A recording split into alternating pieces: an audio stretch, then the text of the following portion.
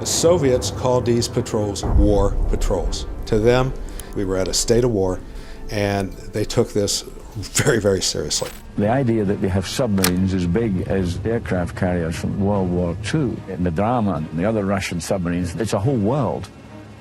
That side of it is perfect cinema. In March of 1968, the Soviet Union mysteriously lost a powerful nuclear submarine.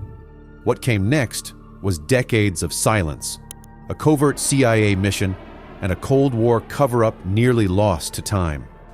But now, the chilling truth has surfaced. In 2025, the mystery of the Soviet K-129 was finally solved, revealing something far darker than anyone imagined.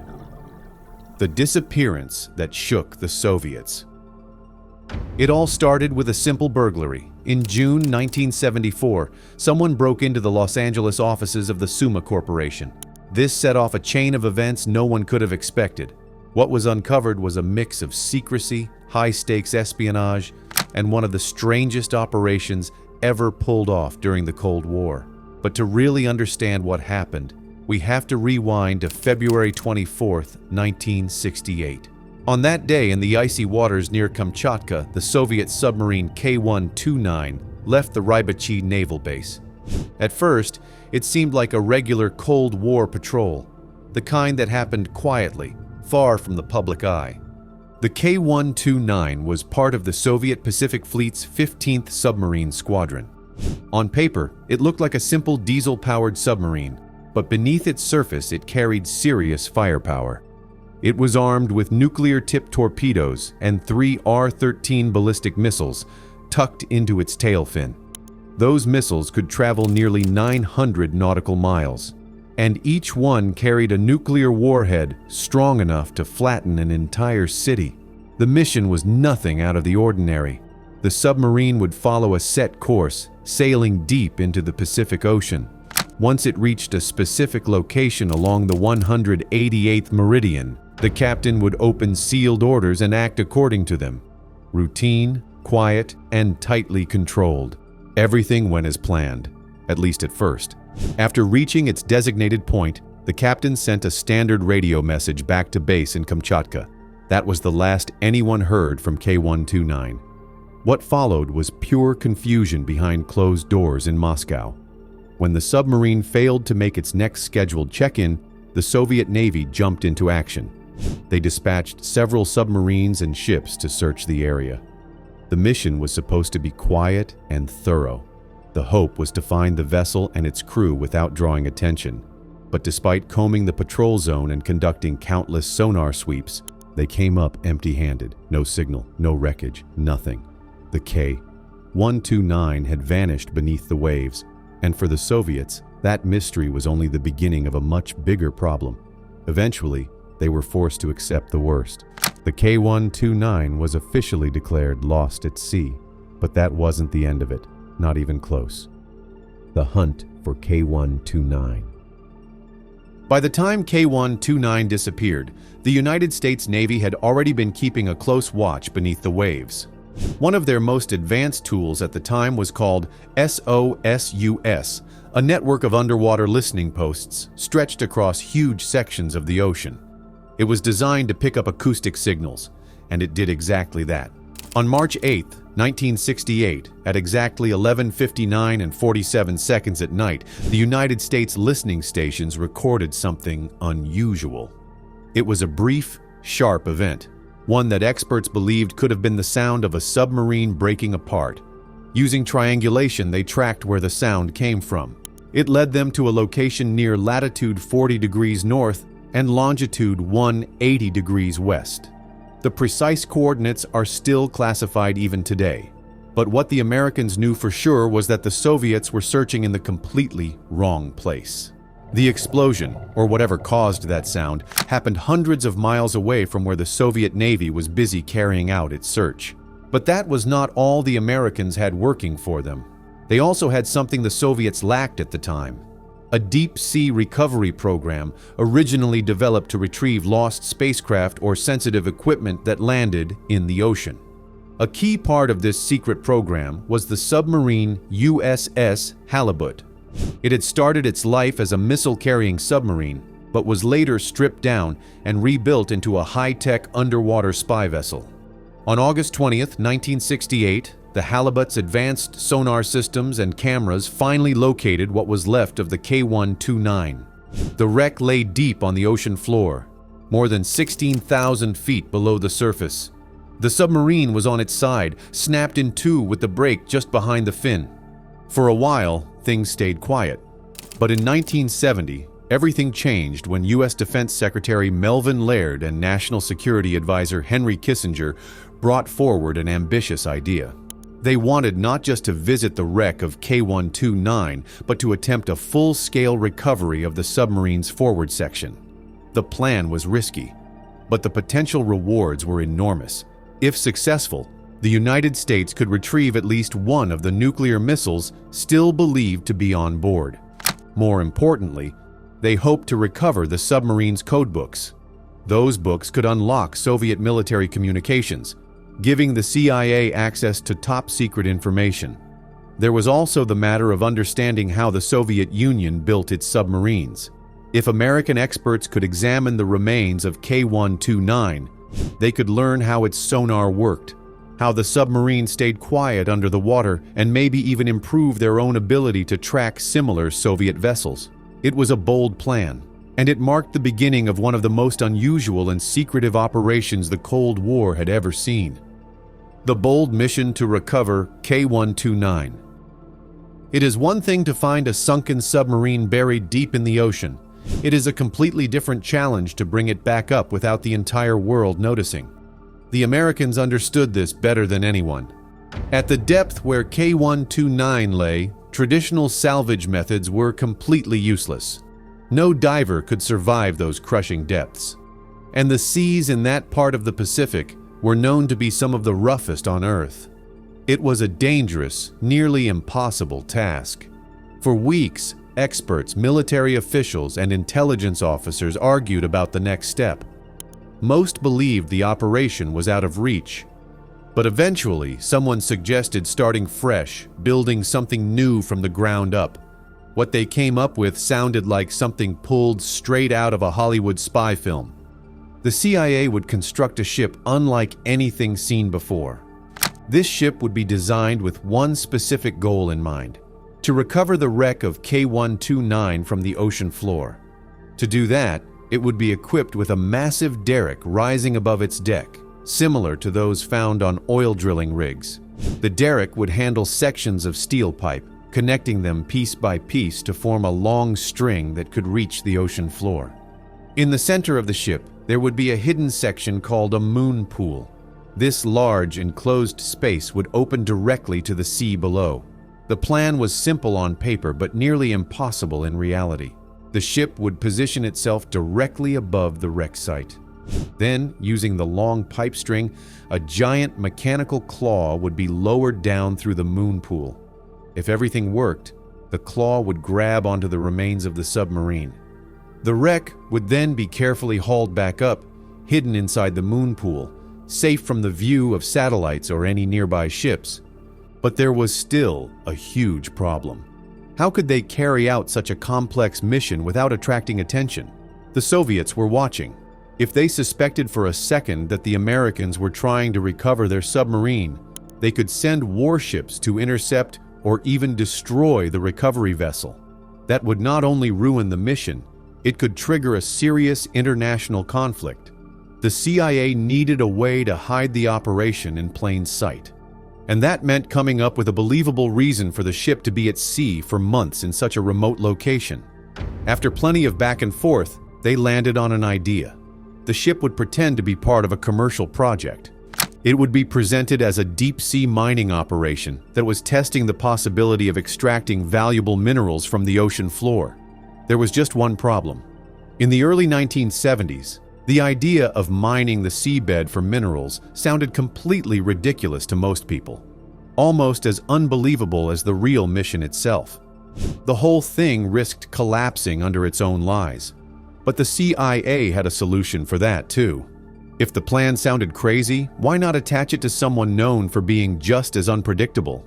That person was a billionaire named Howard Hughes. the Hughes Glowar Explorer. It takes a special kind of reputation to help hide a global operation. Howard Hughes had it. From building record-breaking aircraft to making movies to his complicated love life, Hughes had never exactly lived a quiet existence. By the time the 1970s rolled around, though, Hughes had almost completely vanished from public view. Rumors spread that he never left the top floor of his Las Vegas hotel. Some people even wondered if he was still alive, but his name still carried power. Enough power that if someone like him said they were mining the ocean floor for valuable minerals, people would listen. And more importantly, they would believe it. That is exactly what the CIA needed. They approached Hughes with their unusual request. They wanted his name to help cover up a secret operation. Hughes agreed. He had no direct involvement in what would come next, but his reputation was all the CIA required. His company would act as a shield for the funds. His name would help distract curious eyes, and his complicated corporate structure provided the perfect cover, making it harder for anyone to trace the operation back to the government. Meanwhile, the real work was underway. A company called Global Marine was brought in to construct the special vessel required for the mission. The ship would be called the Hughes Glowar Explorer. On paper, it was built for deep-sea mining, specifically to extract manganese nodules from the ocean floor. According to the official story, those nodules contained valuable minerals that the world was eager to get its hands on. The ship was assembled at the Sun Shipbuilding and Dry Dock Company in Chester, Pennsylvania. The project itself was divided into 2 phases to keep the operation under wraps. There was the white phase, which was completely public. During this time, the ship's construction, sea trials, and delivery were treated like a legitimate commercial project. No classified materials were installed on board at this stage. Most of the crew working on the ship had no idea of the real mission. To them, it looked like they were simply part of an exciting new chapter in deep-sea exploration. The press was invited to cover the project. Articles were written about how the ship could change the future of ocean mining. Journalists toured the vessel, snapping photos and speaking with officials. It all looked completely ordinary on the surface, but hidden beneath all the publicity was a plan unlike anything seen before. In 1972, the Glowar Explorer was officially launched. A champagne bottle was smashed against its hull. Speeches were made. The press releases were carefully written to support the cover story. And as the ship prepared to set sail, few people knew the truth. Building the capture vehicle. With the ship complete, attention turned to the device that could make or break the mission. While the public saw the Glowar Explorer as a simple mining ship, behind closed doors, the real mission was quietly moving forward. A key piece of equipment was being built by Lockheed. It was officially called the capture vehicle, but some called it Clementine or even the Crab. The CIA, however, strictly banned anyone from calling it the Claw. They knew that name would raise too many questions about what it was really designed for. This massive device was no ordinary machine. Weighing around 2,000 tons, it was designed to be lowered deep into the Pacific Ocean on a heavy string of pipe. The capture vehicle's job was to grab hold of the front section of the sunken K-129 submarine.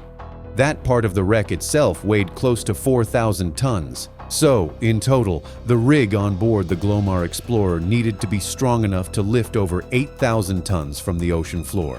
It was a challenge that had never been attempted before at such depths. The capture vehicle was built with a sturdy frame and 8 mechanical arms that could grip the submarine. It also had 4 legs that could settle onto the seafloor to keep it stable. Special cameras were fitted all around the frame, giving the operators a clear view of the deep ocean. It even had water jets to clear away mud and sand, so the arms could get a firm hold on the wreck. But there was one major problem. The capture vehicle looked nothing like mining equipment. To anyone paying attention, it was clear this machine was designed for something far more serious. To hide it, the CIA had a special barge built with a sliding dome on top. When the Glowar Explorer reached California, the entire original crew was sent home. They were replaced with a team that had full security clearance. The secret equipment was quietly installed on board. The ship sailed out near Catalina Island, where the barge had been placed on the seafloor. The dome slid open, and the capture vehicle was carefully lifted into the moon pool of the ship. Everything was finally in place, raising what was lost. On July 4, 1974, the Glowar explorer finally arrived at the wreck site of the Soviet submarine K-129, but they were not alone. 2 Soviet ships had been shadowing them across the ocean, with one staying close by throughout most of the operation. The Soviets were curious, no doubt, but they never figured out what was truly happening. They believed the whole thing was just a mining expedition, like Howard Hughes had claimed. Even when intelligence reports reached Soviet high command suggesting that this might be a salvage mission, they dismissed it as nonsense. In their minds, the Americans had no way of locating K-129, let alone bringing it up from the depths. But they were wrong. Still, that did not make the CIA officers on board the Glowar explorer feel any better. The ship was large, but painfully slow. If the Soviet Navy decided to make a move, there would be little time to react. And if things went south, the crew had strict orders to throw all classified equipment and documents into the ocean. That is, if they were lucky enough to get the chance. Despite the tension, the mission pressed on. On July 31st, the capture vehicle, nicknamed Clementine, began its descent. Carefully lowered on a string of steel pipes, the giant machine moved toward the wreck of K-129. It was a delicate operation, but after days of preparation, they were ready. The moment Clementine reached the ocean floor, its landing legs extended. The grabber arms carefully closed around the remains of the submarine, digging into the seabed for extra support. At exactly 9:13 in the morning, the crew confirmed that they had secured part of the wreck. But halfway through the lift, disaster struck. Several of Clementine's grabber arms suddenly snapped. The failure caused nearly 2/3 of K-129 to break away and tumble back to the bottom of the ocean. It was a massive blow, but the team had no choice but to keep going with what they had. What they managed to recover was still valuable. Because K-129 carried nuclear torpedoes, a specialized team in protective suits was sent in to handle any radioactive materials. It was dangerous work, especially since the high explosives in the torpedoes had gone off. Thankfully, the safety mechanisms had prevented a nuclear detonation. Exactly what was pulled from the wreck remains a mystery even today. But we do know that 6 bodies were recovered. 3 of them were complete enough to be identified. They were laid to rest at sea in a sealed steel container. The ceremony was conducted with full military honors and filmed, knowing that one day the Soviets would discover what had happened, and they eventually did. Nearly 20 years later, the United States handed over the burial footage to the Russians. Project Aorian exposed. The operation might have stayed hidden forever if not for an unexpected twist. Early in 1975, what seemed like a regular break-in took place at the headquarters of Hughes' Summa Corporation. This company had been used as the perfect front for the Glowar Explorer project. At first glance, it looked like the work of ordinary thieves, but they left with more than just valuables. Among the stolen items was a memo from one of Hughes' officials. That document contained information about the highly secret CIA operation. It did not take long before the news exploded into the public. The Los Angeles Times got their hands on the memo, and soon the headlines were all over national television. Suddenly, the world was learning about a secret submarine salvage mission in the middle of the Pacific Ocean. The timing could not have been worse. The leak was enough to grab the attention of the Soviet Union. Their officials were furious. Even President Gerald Ford admitted he was disturbed by the whole situation. Plans for Project Matador, the follow-up operation that aimed to retrieve the remaining parts of the sunken K-129 submarine, were quietly scrapped. With the story now public and rumors spreading about the mission's sky-high costs running into hundreds of millions of dollars, there was no way to continue without risking more exposure. The CIA now had a new problem. They faced pressure on 2 fronts. On one hand, the Soviet ambassador to the United States was demanding answers. On the other, journalists were filing Freedom of Information Act requests, trying to get details about what had really happened. The CIA had to come up with a response that satisfied legal requirements. However, the response did not necessarily have to confirm the covert operation. That is how the famous Glowar response came into existence. It was a simple yet clever phrase: "We can neither confirm nor deny." This response allowed the United States government to stay tight-lipped without officially admitting to the operation. In court, the Glowar response even held up as a valid reason to reject FOIA requests from the press. But even with that careful response, the damage was already done. The incident added more tension to what were already heated intelligence wars between the Soviet and American spy networks. Both sides had been locked in quiet battles of surveillance, counter-operations, and espionage for years. Now those battles only grew more aggressive. The Glowar incident showed that even the most secret operations could unravel with one unexpected event. How did K-129 sink? It did not take long for people to start questioning what exactly caused the K-129 to sink. The official explanation from the Soviet Navy was simple. According to them, while operating in snorkel mode, the submarine dropped below its operating depth.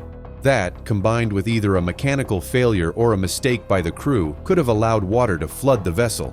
The result would have been enough to drag the submarine down to the ocean floor.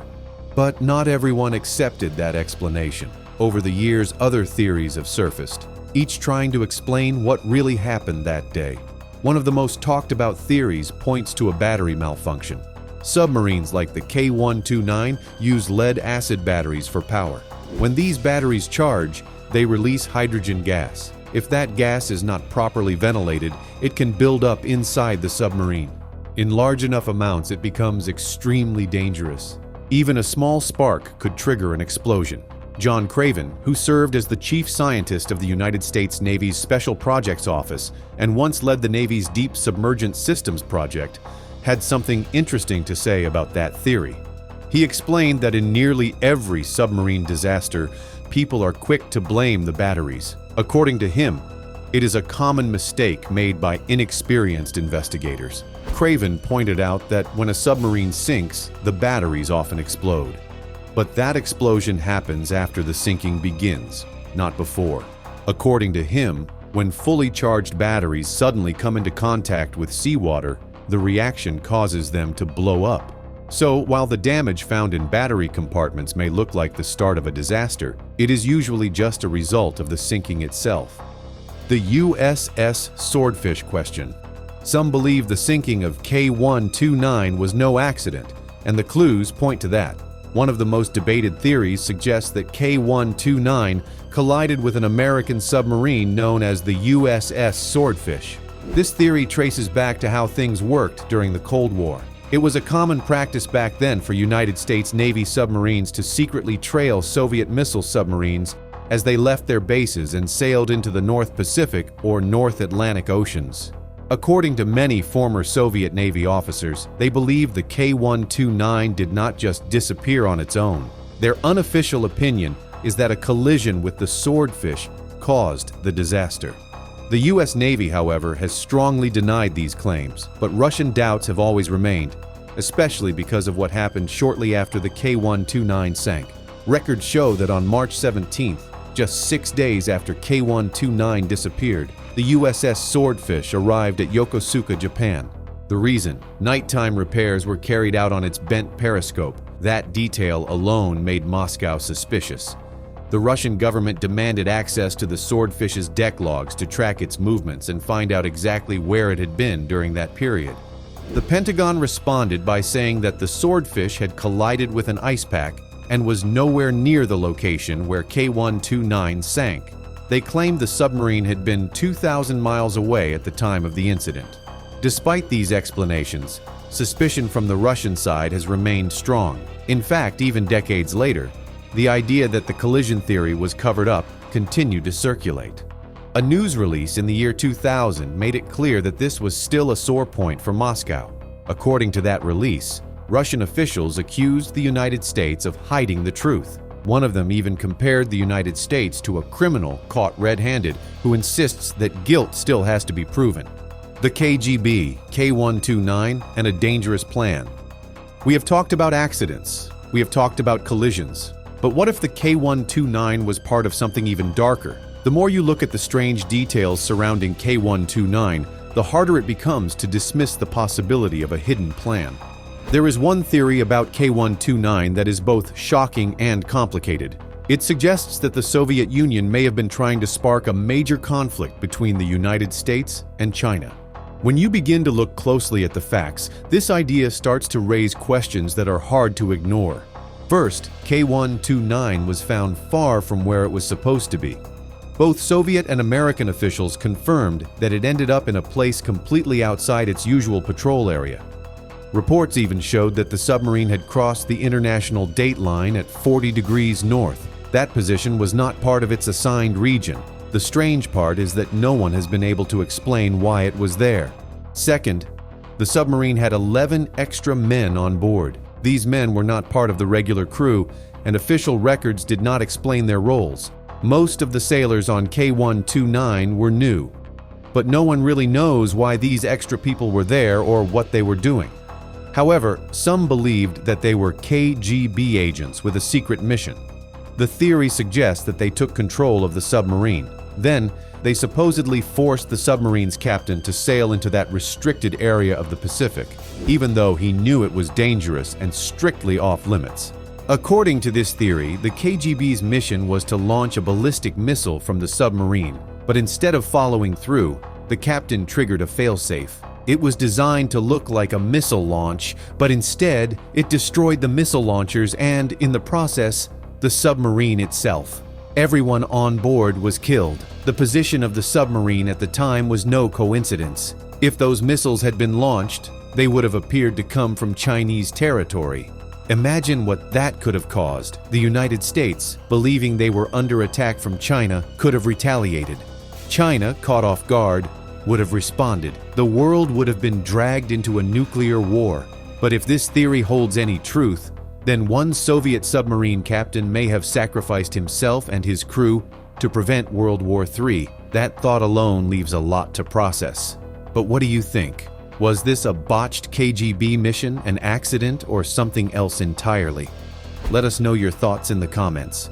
And if you found this video interesting, make sure to subscribe so you do not miss what we cover next. Thank you for watching. See you in the next video.